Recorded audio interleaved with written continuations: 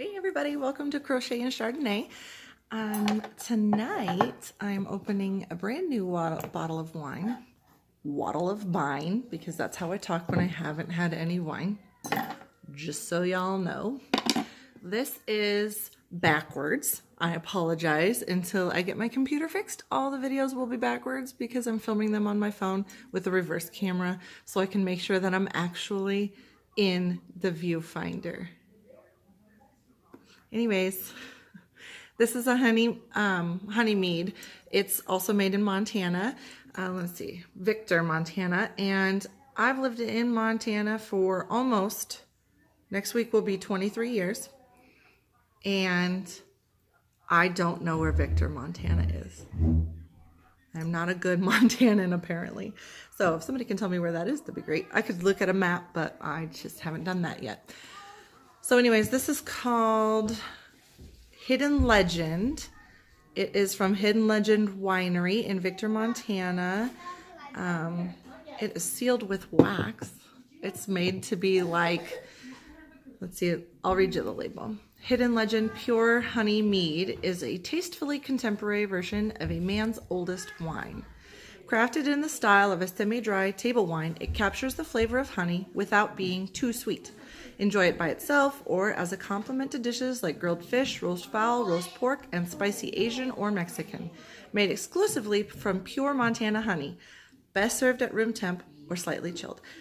I love honey, and I like to eat local honey just for its allergen benefits. They say if you eat honey from around your area, then it will severely decrease your allergies. If I can get this corkscrew in here. Hold on. I'll stand up. Give it a little muscle. It says you just pull it through the wax. Aha. There we go.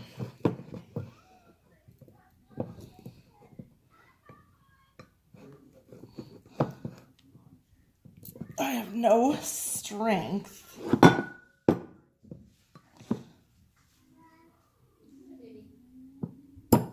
Pop. Oh, that is on. Oh, I can't get this on. That's for my husband to fix when he gets home. So, ooh, it does smell like honey. It smells delicious. Pour myself a good glass. I like the Vikings on the front. He's fun. There was a couple different versions at the store and they all had a different, like Viking on the front. I'm gonna have to get my special cork out.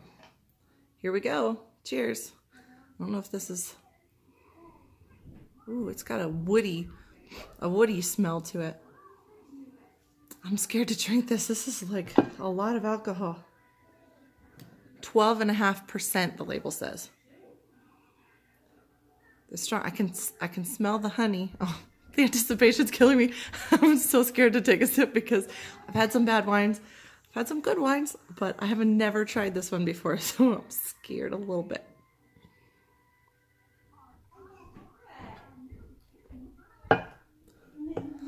Holy cow. Oh my gosh, that was like taking a sip of honey, like a spoonful of honey with a little bit of alcohol in it. That was really good, but it had that first initial alcohol kick. It made me kind of I think I do that at first until I get a little bit of a couple of sips down. There I go again. Shh. Like cats are fighting behind me. You guys have been together for like a year. You should be buddies. Get on out of here. Can you hear that? Chasing each other up the stairs. Oh my goodness.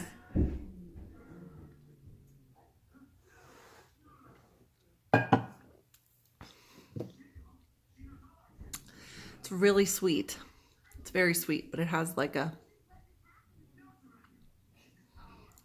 does have that woody taste to it. Oh, this one might have to go on the back burner. I might have to let John try that one because I think he's gonna like that one. It's sweet enough for him. Let's set it aside. Well, I'll take a couple sips in a little bit. As for tonight, you've probably seen my previous 2 videos where I found this really fun yarn. I know that I was having a hard time pulling the center out of a couple, and I have had a hard time with all of the skeins I've tried. I had to pull the majority of the yarn out, snip it off, and then wind it from there to find the end because I just could not pull out an end from the center all by myself. So anyways, this is my 3rd skein into this guy. Isn't it so pretty? I love it. These colors are just gorgeous. And like we said before, my split personality? Yeah. I said before, it reminds me of a mermaid. That's why I just kept doing these colors and why I did it in shells. Because mermaids are my favorite. I was gonna be a mermaid when I grew up in Florida. They had Wiki Wachi Springs, and the mermaid show they put on was so much fun. And I was little, and I just thought I was gonna grow up and become a mermaid. That was one of my dreams. I live in Montana now. We don't have a lot of water around us, but you can see all the colors. They just change on their own. I mean, the colorways don't really match between all the skeins, even if you've got the same dye lot. Just depends on what you get within that weight. So the variation is amazing. I couldn't have done it myself. Switching yarns. You know, it's going to end up being more like a lap quilt instead of a quilt. Well, it's called an Afghan, I guess. A lapghan. It's going to be a lapghan. It's not big enough to be like a huge throw like you would have at your grandma's house on the back of your couch or something. This is only about 45 inches wide, and I'm guessing by the time I'm done with the 6th skein, the way it's coming along, it's probably only going to be about 3 feet tall, so I might have to get another 6 skeins. My eye is twitching. I'm not going to get another 6 skeins. I don't do Afghans, which I mentioned in one of my other videos. They're so boring, and I can't believe I'm already on my 3rd skein, but I'm trying to go fast with it. I'm trying to use all of my downtime to do that, so sorry about the dishes. They're being neglected. Yeah, this is just so much fun, and it's coming along so well. I started with an initial chain of 150 because once I held it up, it just seemed like a really good width for an Afghan, a lapghan. And this kind of shell is just, it falls between the shell of the previous row. So what I've done here, I'm just going to kind of show you how I'm forming these. This is a single crochet in the top of the shell below it. And then I'm going to do 5 double crochets. You can do however many you want. 6 would work. If you got too many in there, it would bubble with each one. It would start to, if I had 6 or 7 in there, it'd start to pucker out more like a popcorn or puff stitch. So once you get done with the 5 double crochet, you're going to find, oh, and that's the other reason, because when you do the single crochet, you do it in the very top double crochet of the shell below it. So 5 gives you a nice even spacing for that single crochet to land right in the top middle. You could do 7 and you'd have 3 on each side, but I like 5. So we just did a single crochet in the top of the shell, and then I do 1, 2, 3, 4, 5 double crochet, 6 single crochet. The S word I was going for. 1, 2, 3, 4, and 5.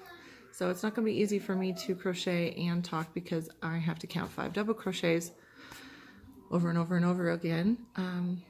If I didn't, then I would definitely mess up and my blanket would be all over the place. So keeping it even. I guess tell me what's going on in your world. What projects are you guys working on? I would love to know. if anyone out there has anything special that they want to see me make. I've said it before, I'm not a fan of Afghans, so it's really strange that I'm actually sitting here making one. But I'm very excited for this one because it is a mermaid. I dropped something. I hit my foot, but I don't know where it went. Mermaids are just, I don't know, special to me, and I think this will be nice to have my own blanket on my couch. I definitely can't say that I have a blanket that I've ever made for myself. I don't, actually. Well, I don't think I'm going to sell this one. If you think there's something fun you want to see me make, you want me to do a tutorial, crochet along, we can do one of those. They call those cows. We can figure something out. I'm going to be making a video about my dinosaur that I wrote the pattern for here a couple of weeks ago, and that's going to be going up on the website soon. I just kind of wanted to finish this Afghan first before I started a new project, because then I probably won't go back to doing this one. Anyways, thanks for joining me this time. Pick up a bottle of honey mead and see what you think of it. Let me know in the comments. Have a good night.